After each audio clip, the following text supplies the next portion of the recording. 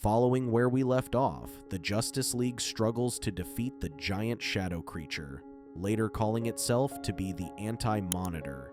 When their attacks are ineffective against it, Anti-Monitor charges up enough energy to wipe them out in one attack. Back at the satellite, an enraged Kara regains control of her emotions and is horrified to discover what she has done. As Kara holds the scorched body of the Monitor in her arms, his body starts to glow brightly as vast cosmic energy pours out of his lifeless body. The energy powers up the satellite strong enough to teleport the remaining worlds to an external dimension outside the multiverse and away from the Anti-Monitor. Months have passed, and the Justice League comb through incalculable debris from shattered planets to find survivors. Shiera and Earth 2 Superman finally find Earth 2 Wonder Woman unconscious and encased in ice. They bring her back to the satellite, where Superman uses his heat vision to melt the ice and gets her up to speed with what's happened. They explain how, after the Monitor's death, the rest of the worlds were pulled into an unstable dimension created from the cosmic energy, later called the Bleed. They also claim that since it is outside the multiverse, the Anti-Monitor can't reach them, for now that is. Unfortunately, in the Bleed, rules of physics don't exist, to which space and time collide, turning each Earth's past and present constantly in flux. Due to inaccessible parts of the Earth, resources have been scarce across different worlds. Back on Earth 1, Lois Lane, Green Arrow, and Earth 2's Black Canary investigate a rift in the time-space continuum when a herd of dinosaurs suddenly emerges from it. The heroes on the scene quickly sprang into action to save the civilians. They struggle to save everyone, being short-handed on heroes against the numerous dinosaurs. When they thought they had defeated all of the dinosaurs, more showed up, followed by a motley crew of soldiers shooting at them. When Lois gets to speak to one of the soldiers, they claim to be a motley crew of mercenaries lost in time who have made it their mission to herd the rest of the dinosaurs and prevent them from rampaging. On Earth 10, the Legion of Doom is worried about the increasing anomalies across the planet. Even Poison Ivy claims that an erupting volcano appeared out of nowhere, and they expect to have numerous casualties. Luthor claims he has a plan that he believes will save them all. Later, he walks into a holding chamber where they keep Psycho Pirate hostage, who they appear to have tortured all this time. Luthor then demands that he speak with someone he believes will be crucial to their survival. On Earth 2, Batman works closely with the Bat family when an anomaly appears out of nowhere to which Earth 2's Robin suspects will be attacking police headquarters. Suddenly, an army of fascist soldiers walked out of the building with highly advanced weaponry that the police confiscated. With Robin from Earth 2, the Huntress, Robin, and Batman Beyond, Batman quickly heads out to defeat the enemy army. Not only did the enemy manage to take out Bane's strength-enhancing venom, but they also acquired Scarecrow's fear toxin, which they managed to use on Batman. While under the influence, Batman sees older Barry in a vision who tells him to return to the beginning before he vanishes. Back at the satellite, the Justice League receives multiple reports from all Earths that they are getting anomalies across all worlds. Luthor from Earth 10 shows up on the satellite, furious at Mr. Terrific that the Bleed is quickly tearing itself apart. Luthor then directs their attention to a rift in the dimension near Earth 146, to which Mera shows everyone as Anti-Monitor forcefully pries it open. With enough space for one arm, it then gathers enough energy, which they surmise to be antimatter energy like the waves from before that destroyed several worlds in seconds. Unable to stop it, Aquaman asks Mr. Terrific to send him home so he can be with his family in their last moments, which he hesitatingly follows. Once the planet vanished, Anti-Monitor pulled his hand back, and the rift closed, shocking everyone who witnessed it. Later, Batman wakes up in the medical unit recovering from a deadly dose of fear toxin.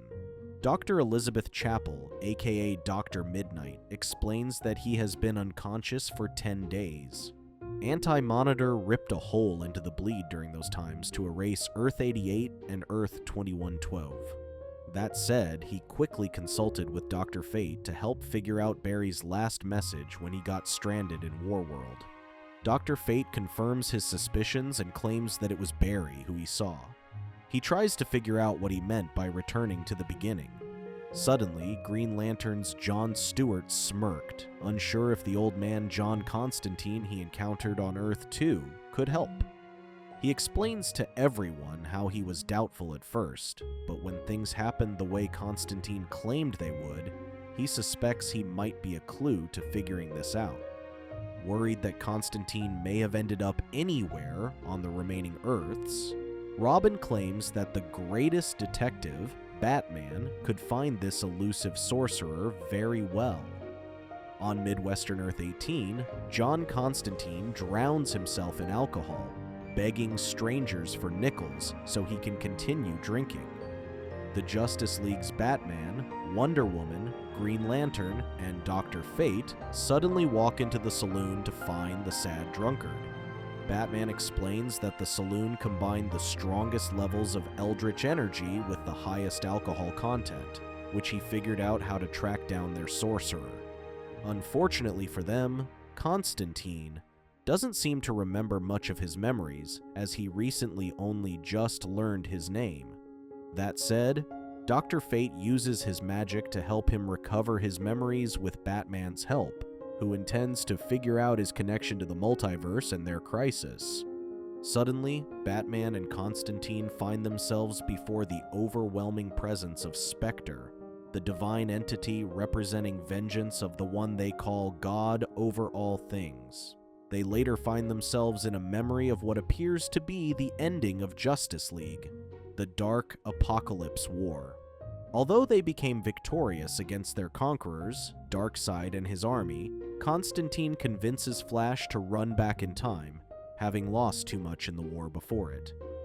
Flash then travels back in time and makes his way to Apocalypse when Darkseid was still a baby, which Constantine suspects was the only time he would be vulnerable. He explains that Darkseid was a fixed point in time and nearly indestructible. Throughout his life, he has acquired protection spells and defense technology to engineer himself as one of the immutable pillars of the multiverse. Although Flash hesitated to kill the baby, Constantine made sure to have a fail-safe plan by casting a deadly spell on Flash that kills anyone near him. Meanwhile, Anti-Monitor has returned. This time, it sets its sights on Earth 2. Despite the heroes deployed to stop it, they were quickly decimated by an antimatter wave pointed at them. Question wonders how the Anti-Monitor managed to find the bleed, and suspects that someone from the inside must be selling them out. Lois quickly suspects it to be Luthor, which he promptly admits. Luthor explains that even if he did not do it, worlds would continue to die out in the bleed due to the rather sudden population explosion, the unstable dimension, and the scarce resources. He claims that he did so to gather information that they could use to defeat the creature out to destroy them, albeit having made a deal with it. That said, Luthor then sends word to the Anti-Monitor to attack Earth AD, Kamandi's world, as bait while they attack it and figure out its weaknesses. Despite failing to stop the Anti-Monitor, Luthor claims that he has figured out its weakness, light-based attacks. Dr. Light grows skeptical as the Justice League previously attacked it with all of the light the League had, but it proved to be ineffective. Luthor hinted at using the sun, but others claim it doesn't have enough power to defeat the Anti-Monitor. Luthor explains that when the Earths were teleported into the bleed, they had their suns accompany them, which he suggests using all 52 suns against it. Despite Lois's stern objections, Luthor suggests using Superman to absorb all energy from the 52 suns and use it to obliterate the Anti-Monitor out of existence. Mr. Terrific claims that even Superman wouldn't survive unleashing all that energy instantaneously on the Anti-Monitor, Superman willingly agrees to sacrifice his life if it would save billions of others, much to Lois's grief. When Superman heads out to absorb his first son, Kara beats him to it, claiming to have become more powerful when the Monitor turns her into the Harbinger. Superman tries to convince her otherwise, but Kara won't listen and insists on going. When Superman is about to chase after her, Captain Atom stops him and claims that the Anti-Monitor has returned. Superman rallies all the other heroes to focus their attacks on a single point on the Anti-Monitor's armor to give Kara a chance to destroy it from the inside. Unfortunately, their attacks couldn't even break through its armor. Suddenly, a possessed Luthor commanded them to turn off their cosmic towers, the only thing keeping them in the bleed. Superman has a hunch and goes with it, asking Mr. Terrific to turn them all off. When the Anti-Monitor tried to fight back, a powerful attack briefly broke through its armor out of nowhere, later revealed to be John Jones and the Warworld. What they initially thought was destroyed was merely an entire world transported via Zeta Beam with Adam Strange and Lobo's help. Even with the Warworld, they cannot break through its armor so that Kara can destroy it from the inside. Just then, Superman confirms with John that Warworld is powered by the hatred and fear of its captives, which John corrects by claiming that any unified emotion will do. That said, John asks for Psycho Pirate's help in using his powers to connect all people across all worlds with one singular emotion. John Stewart was later greeted by other Green Lantern Corps survivors who claimed to have been recruited by John himself when he sent out the rings to find new masters. When Anti-Monitor fires back at Warworld, John Stewart leads the other Green Lanterns to create a shield long enough for it to use everyone's emotion to fire an overly powerful attack, which tore a huge hole in Anti-Monitor's shields and armor. Kara then quickly used this brief moment that everyone bought her and unleashed the power of 52 suns to decimate the Anti-Monitor from the inside. Superman later recovers Kara's lifeless body from the debris, and he screams in grief, having lost an important family. Despite still mourning Kara's sacrifice, Dr. Fate pulls everyone's attention to the findings that Batman and the others discovered from Constantine's memories. Batman explains that before the multiverse, there was a singular world until a mistake gave birth to parallel Earths. He tells them how the original world was conquered and decimated by Darkseid, a ruthless intergalactic conqueror. Darkseid was a significant figure, and he was made a fixed point in time. In the hopes of saving the ravaged world, Constantine eliminated Darkseid with Barry's help. In an attempt to erase a fixed point in time, it didn't change the universe and completely shattered it. Every critical decision created new possible realities that bore infinite Earths. Unfortunately, the universe was never designed to support infinite variations of itself, which they vividly describe as an ever-growing cancer. Ultimately, reality would collapse in on itself, which is why it has created beings like the Anti-Monitor. Having heard that, John quickly confirms several energy signatures like the Anti-Monitor, horrifying everyone. With an army of Anti-Monitors quickly decimating worlds with their anti-matter wave, everyone wonders what to do when Batgirl suddenly shares what Kara once told her in passing. She explains how the Legion once had a machine that could make miracles. They feared it was so dangerous that they had to store it in a pocket dimension. John quickly realized they had hidden it between realities to where even travelers struggle to get to. When Adam claims that he couldn't get to it, Dr. Light claims that others have the same power as him, such as the Psycho Pirate. Luthor claims he is indisposed after what they did to him when Captain Atom tells everyone that Nightshade could do it. Nightshade worries that she might be unable to do it, but with John's guidance, she teleports them both to the vibrational planes between realities. Unknowingly, Nightshade can teleport the Miracle Machine back to the War World, but everyone worries that it is unresponsive. Constantine explains how he plans to use the machine to create a single universe, one reality within one timeline. Everyone's various versions would then be fused to create a single prime version in this new world. Superman refuses to accept it, but Lois convinces him otherwise, claiming to save his world by saving one person rather than vainly trying to save everyone. Having agreed to it, they wonder how to operate this centuries-old machine. Green Lantern suggests powering it up, but his power doesn't seem to have any effect. Dr. Fate claims that only one power creates something out of nothing, which Constantine realizes is by offering a sacrifice. Being the person who started it all, Constantine is forced into sacrificing himself, but nothing happens despite willingly doing so.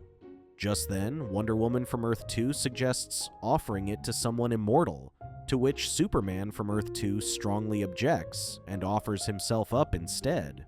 Wonder Woman claims that despite his good intentions, only she can fulfill that task. That said, she quickly puts her lasso on it when, suddenly, the machine activates and reveals a vision of one world. Out of nowhere, everyone was surprised to see Spectre joining them, showing their decision to be correct. As everyone steps into the portal one by one, they bid farewell to their former lives and acquaintances, stepping into the unknown and embracing what is yet to become. As the anti-matter wave swallows Warworld, Spectre reveals that instead of being a harbinger of justice, he wants to become a symbol of hope for Constantine. Later, a young Wonder Woman is playing on the cliffs of Themyscira when Queen Hippolyta calls out and reminds her to be careful. Despite being brave, Diana is not immortal and needs to be more cautious, as she still has her whole life to live, suggesting that everything has returned to the way it was. Thank you for watching. Check out these other videos, and make sure to subscribe and tap the bell to be notified about our latest videos. See you next time.